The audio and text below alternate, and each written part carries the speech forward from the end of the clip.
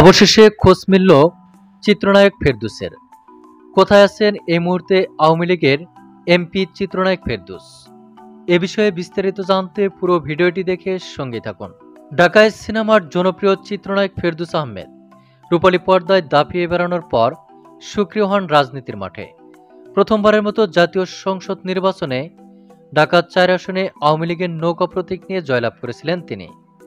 কিন্তু নির্বাচনের পর এক বছরও সংসদ সদস্য হিসেবে থাকার সৌভাগ্য হল না চিত্রনায়ক ফেরদৌসের।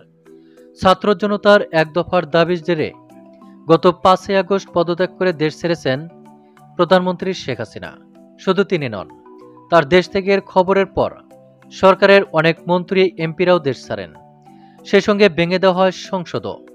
এমতো অবস্থায় খুব স্বাভাবিকভাবে প্রশ্ন ওঠে, মন্ত্রিসভার যারা দেশে রয়ে গেছেন তারা এখন কে কোথায় আছেন? বিশেষ করে চিত্রনায়ক ফেরদৌস আহমেদ এখন কোথায় রয়েছেন? তিনি কি দেশ ছেড়েছেন নাকি দেশেই কোথাও গা ঢাকা দিয়ে আছেন? সূত্র হতে জানা গেছে, গত ৪ আগস্ট রাত পর্যন্ত ঢাকাতেই অবস্থান করছিলেন চিত্রনায়ক ফেরদৌস। এর দুদিন আগে বিটিভিতে হাজির হয়ে টেলিভিশন চ্যানেলটির উপর হামলা নিয়ে প্রতিবাদ জানিয়েছিলেন তিনি। গত ৫ই আগস্ট থেকে খুঁজে পাওয়া যাচ্ছে না চিত্রনায়ক ফেরদৌসকে, এমনকি তার ব্যবহৃত মোবাইল নম্বরটিও বন্ধ পাওয়া যাচ্ছে। তার ফেসবুক অ্যাকাউন্টেও ৪ আগস্টের পর কোনো স্ট্যাটাস শেয়ার করতে দেখা যায়নি। এসবের মাঝে গুঞ্জন উঠেছে পরিবারকে নিয়ে দেশ ছেড়েছেন চিত্রনায়ক ফেরদৌস।